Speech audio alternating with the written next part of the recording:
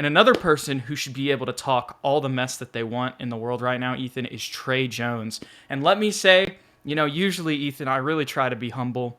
I try to not, you know, be like, oh, it was all me or whatever. But I will say, if you go back to that positional breakdown video, the first one that kind of got us bumping a little bit in the algorithm, I was talking about how I thought Trey Jones You probably might call? be ready to play this year. And here we are, August 16th, Ethan. Yep. 300 subscribers later, Trey Jones is looking like the best player on the team. Yep. And obviously Vassell is hurt, but still definitely showing his value as a steal of a second round pick. I mean, I was even seeing videos on YouTube of just NBA channels, Ethan, and they were just like, holy, like they were like, is this the Spurs next steal? And it's Trey Jones, and it's just like, it's crazy. But I think we got him with the first pick in the second round, right? Or it was early in the second It was round. definitely early in the second round. Yeah. We've both been high on Trey Jones for a long time. Going back, Yes. like when the It's not G just League. me, you too. Yeah, well, I don't want to just like yeah. But and then when G League play started last season, we were both like, man, this kid Trey Jones for a second round pick is just a natural on the court when it comes to playmaking for others. And we both had the same worries about him, which was his perimeter jump shot. Would he be able to create, being a little bit undersized at that position nowadays? And he's making a statement. I mean, the dude's averaging 23 points in the. I know it's a summer How many league. assists is he averaging too? That's got to be pretty high, right? He's averaging 6 assists per game. Yes. And the only reason it's that low is because he's having to score like he is. Correct. And Devin Vassell's not there, so I'm sure he would be getting a lot more assists Yes. if Devin Vassell was on the court. But the biggest takeaway for me, because we both knew that he was a terrific playmaker. We both knew he could get inside and finish with the best of them. But 36% from three. I did not see that coming, Jude. This guy has been working, and it is obvious. He is ready to be that backup point guard and be the facilitator off the bench unit. And I think, I don't want to create narratives that I have no proof for, but maybe that Bryn Forbes signing, maybe it rubbed him a little bit. Maybe it rubbed him the wrong way. Maybe he's like, okay, I was supposed to be the backup point guard. I've been working all summer long. No offense, Bryn Forbes is washed. Yeah, y'all bring That's in what Trey Jones is saying y'all with these bringing in Bryn performances. Forbes to take my minutes, and he's like, I'm going to show you what I got in my bag, and he's showing everybody, and the NBA's taking notice. Trey Jones is playing terrific, 51% from the field, like I said, 36% from three, 90% from the free throw line, Jude. Yes. 90%, and he's been He's clutch in game time situations. He's been clutch, Jude. Like, I yes. love what I'm seeing from Trey Jones. Oh, my goodness. Yes. No, I don't know I don't know if I said this on our last episode, but I will say it now. And dare I say it, Trey Jones is the most natural point guard on this team. Mm-hmm. That doesn't mean that he's the best point guard on this team, but Mm-hmm. he is the most natural point guard on this team. Let's not forget, too, this kid played 2 years at Duke. Like, I don't know why we just forget this. And that extra year of development probably helped him a lot. I mean, Yeah. if you stay, I remember Trey Jones, he's Tyus Jones' little brother. Everybody thought he was actually going to be better than him. That was like the thing, you know? And so it was just insane to kind of see how well he's played.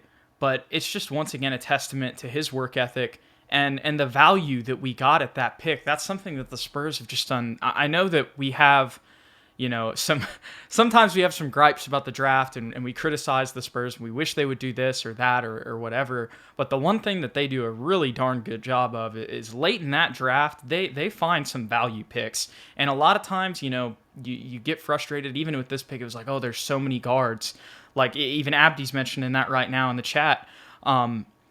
And when you got drafted, it was like, okay, I mean, I guess we'll have a third string point guard, but it's like we already have Derek and DeJounte. Why are we doing this? And then now we realize, okay, well, we're going to play Derek at the 2. So that opens it up a little bit. And then Patty leaves. And I know we just signed Bryn Forbes, but now it's like you just never know what can happen. So now you have Trey Jones sitting here going for 34, 8, and 9 and hitting the game-winning shot and getting the game-winning steal in back-to-back possessions when Devin Vassell's out.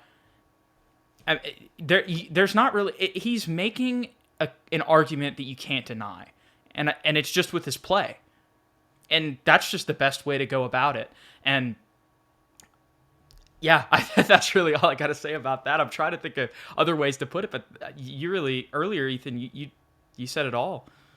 He's averaging 2 more rebounds than Joshua Primo.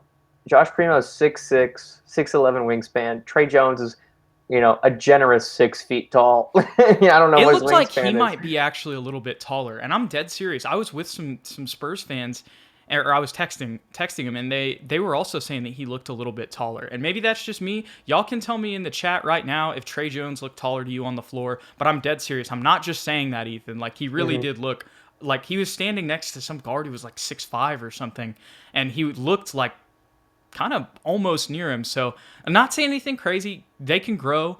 But I think that there's a chance that he might be at around like 6'2" or something now.